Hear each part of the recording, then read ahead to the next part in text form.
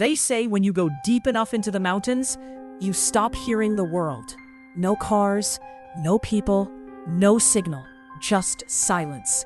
But sometimes, that silence listens back, and if you're unlucky, it speaks. It started as a simple weekend adventure. Ethan Carter had planned the trip weeks in advance, a hiking expedition deep into the Black Ridge Mountains. It was supposed to be a break from reality, a reset. He wasn't going alone. There was Liam Foster, his childhood best friend, always the skeptic, always the one who laughed things off. Chloe Bennett, the group's photographer, quiet, observant, the kind of person who noticed things others ignored. And Marcus Reed, the thrill seeker, the kind of guy who would walk into danger just to say he survived it. 4 friends, 1 forest, and a place that wasn't on any map. The locals had warned them before they left, stay on the marked trails, and if you find anything that looks abandoned, leave it that way. Of course, they didn't listen. It was nearly sunset when they found it, hidden behind overgrown trees, barely visible through the fog. A tower, tall, rusted, silent, an old radio transmission tower, standing like a forgotten relic of a different time. Liam checked his phone. This isn't on the map.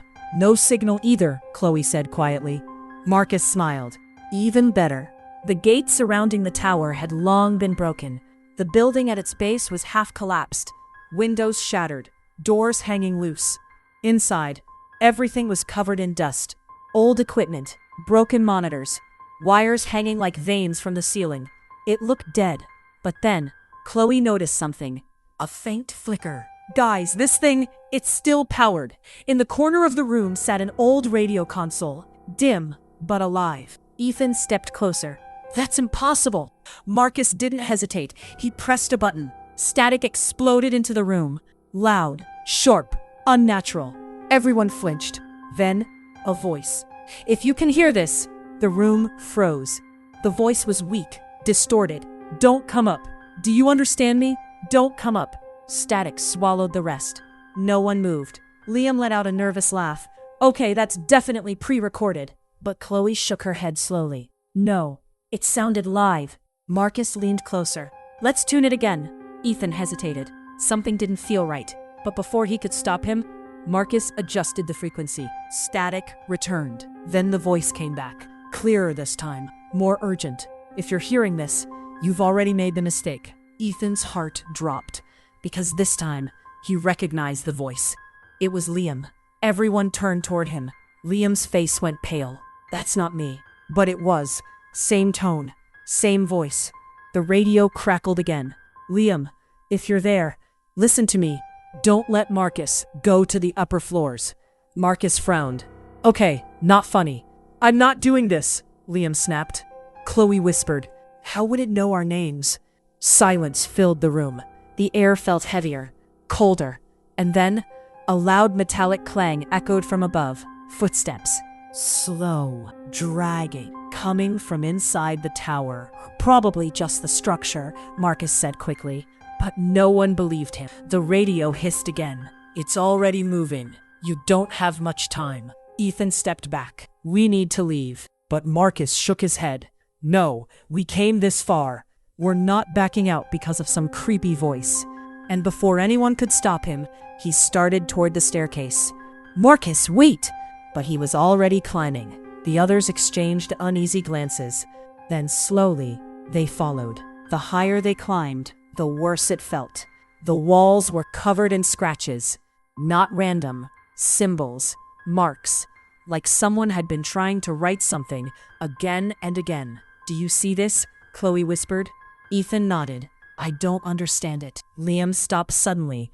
Guys, he pointed at the wall. Don't trust the voice. Marcus scoffed. Yeah, okay. But Ethan wasn't laughing, because beneath it was something worse. You already failed. A sudden noise echoed from above. Closer now. Marcus looked up. I'm checking it out. No, we stay together, Ethan said. But Marcus was already moving. I'll be right back. He disappeared into the darkness. Seconds passed. Then a minute. Then a scream. They rushed upstairs. Marcus! No response. The room was empty, except for one thing. A radio. Another one, already on. Static filled the air. Then, you shouldn't have followed him. Ethan grabbed it. Where is he? Gone. Liam stepped back. This isn't real. The voice continued. You think this is happening for the first time? Silence. You've been here before, Chloe whispered.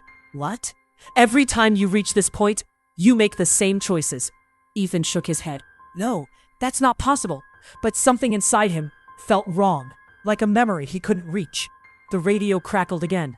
Look around. Ethan turned slowly, and that's when he saw it. On the walls, dozens of messages. Same handwriting, same marks. Don't enter the tower. Stop Marcus. Leave before nightfall. And one written again and again. We never make it out. Liam whispered. Did we write these? Chloe shook her head. No, but Ethan knew. They did. The voice returned. Quiet now. This is the part where you understand. Ethan swallowed. What? Truth? A pause. Then, you're not trying to escape the tower. Static filled the room. Then the final words came through. The tower is trying to keep you inside. Footsteps echoed behind them. They turned slowly. Marcus stood in the doorway, but something was wrong. His face, empty. His eyes, dark. Guys! But it didn't sound like him. The radio screamed with static. Don't let him near you. Too late. The lights flickered. The walls trembled. And then, darkness. Days later, a search team entered the mountains. They found the tower. Abandoned, silent, dead. No bodies, no signs of struggle. Just one thing.